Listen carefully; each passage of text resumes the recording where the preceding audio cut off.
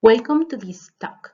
I am Maaike Berdugo and I will present our study on how weather drives bryophyte carbon exchange dynamics in tropical rainforest canopies. This collaborative work is part of my postdoctoral research at the group of Professor Maaike Bader in the University of Marburg. This research is funded by the German Research Foundation. I will frame the research hypothesis and the research question in an introduction. Then I will describe our approach in the method section, and I will wrap up this presentation by describing the partial findings that we have so far. This bryophyte color wheel highlights bryophyte diversity, the variety of species, shapes, colors, and of course ecological strategies that allow these plants to colonize different habitats on Earth. A well of bryophyte species found their habitat in trees growing as epiphytes, as illustrated in the picture.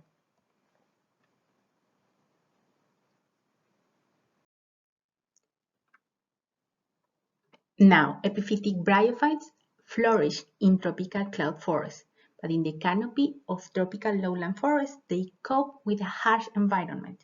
In the tropical lowland canopies, bryophyte physiology is challenged by the high temperatures that, along with air close to saturation, may result in high respiration carbon losses. At the same time, in the canopy, bryophytes experience high radiation and high temperatures that can lead to desiccation and inactivity when the bryophytes are dry.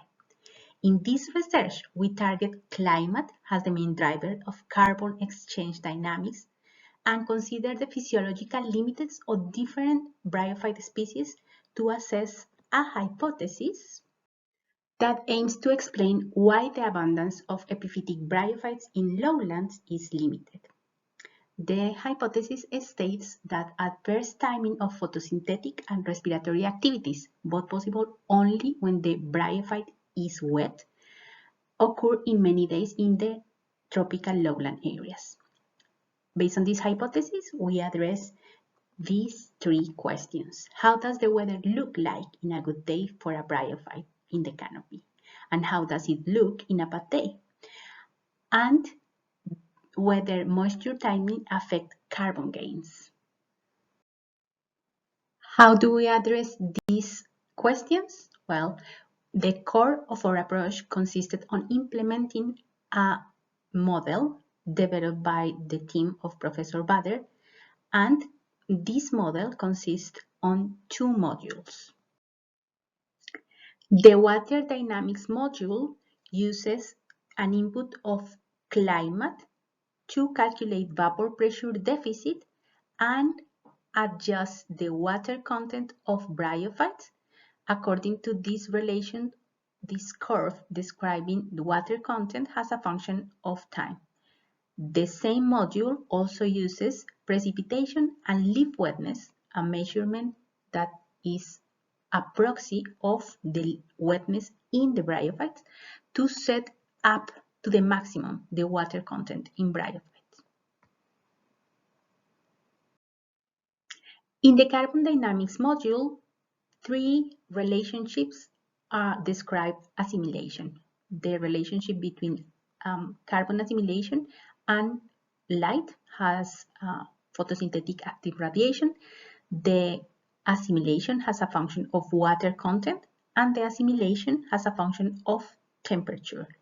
In this case, we observe the asymptotic relationship of carbon assimilation has a function of light, the Gaussian function of assimilation in response to water content in the bryophyte, and the declining function of assimilation has a response of increases in temperature. All of these relationships occur during the light hours. During dark hours, the function of assimilation in response to water content changes and expresses the respiration that occurs at night. And similarly, the respiration is a function of temperature and also declines during the night hours. Then we use two inputs to fit our model. A collection of climate data series collected in the canopy of rainforest of Yasuní National Park in Ecuador. Further description of this high-resolution climate data series is provided in a data paper that is currently under review. And the physiological parameters of these 5 species that we list here. Grotiella apiculata is an specialist of the inner canopy. Necropsis undulata and Plagiochylla radiana are opportunistic species that occur along the tree from the tree bases to the crown, but flourish in the inner canopy. Symbiosidium barbiflorum is an specialist of the medium canopy, the medium section of the branches in the crown. While Symbiosidium transversale is a generalist that occurs from the tree bottom to the crown. A description of the distribution of this and other species collected in the same area is provided in a paper that was recently published. Now start with the findings. The positive carbon balance per species indicates that in light hours, all the species gather positive carbon balances, at least for 61 days in the case of Necropsis undulata. But also that in the period, considering the period of 24 hours, the 12 hours of light plus the 12 hours of dark conditions, Plagiochylla radiana gathers no positive balance. Then we conclude that some species, like Plagiochylla radiana, will not survive the climate fitting this carbon exchange model. Remember that Plagiochylla radiana flourishes in the inner canopy, while the climate was collected in the medium canopy, and the microclimate difference will explain this absence of positive carbon balances for Plagiochylla radiana and the low numbers of positive carbon balances for Necropsis and Grotiella apiculata. The carbon balance value in average was positive only for Symbiosidium transversale, while the other 4 species analyzed gathered mainly negative carbon balances. This means that these species, all collected in the canopy, in the inner canopy, will be really challenged in the medium canopy, where we collect the climate data series. We can conclude that the generalist species Symbiosidium transversale had more positive carbon balances than opportunistic species like Necropsis undulata and Plagiochylla radiana, and specialist species has Grotiella apiculata, specialist for the inner canopy, and Symbiosidium barbifolium, specialist for the medium canopy. We are aware that the parameter accuracy may be an issue because the description of the physiological limits of each species depends on building the response curves that I described when presenting the model. These curves and the method that demands a certain amount, a minimum amount of material, are challenging when collecting species that are very scarce in the forest. However, we consider that relative differences between days may remain valid. So let's take a look of the different days that we observe. The 7th of March in 2019 was a very good day for the bryophyte species that we observed. We see that during the light hours, all of them have positive instant carbon exchange values.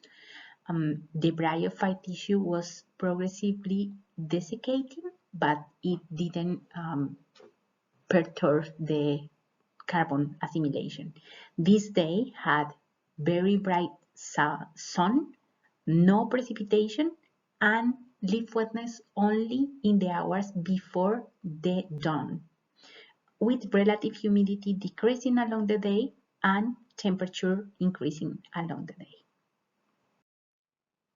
This day, then, was a good day for all of the species, all of them reporting a carbon balance for the 12-hour period of light in the positive numbers.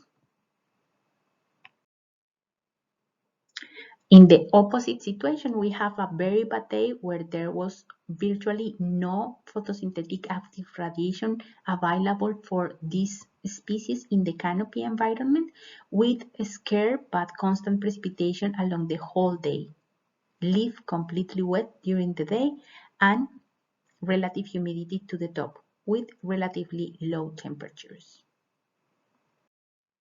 As indicated here by the 12 hours carbon balance of the daytime, this day was a very bad day consistently for all the studied species. However, also for bryophytes, not everything is in black and white. There are lots of gray tones. This is an example of a day that was good for some species and bad for other species.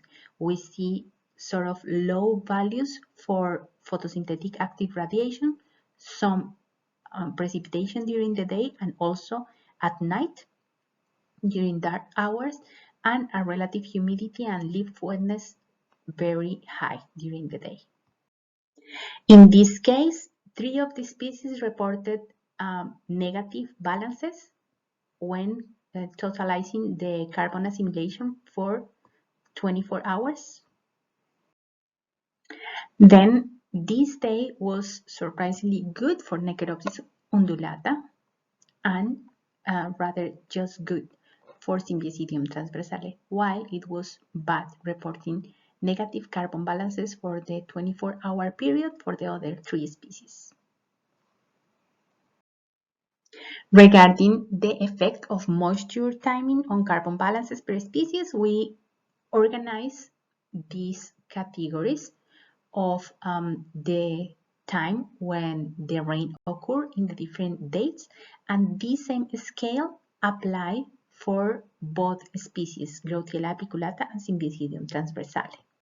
In this categorical scale, common to Glauciella apiculata and Symbiosidium transversale, rainy days are the worst conditions to gain carbon, while days where rain occurs only until 11 hours in the morning are as good as dry days, and they report gains of carbon. For the other species, the extreme of this categorical scale occur towards the beginning and towards the end, but with different orders.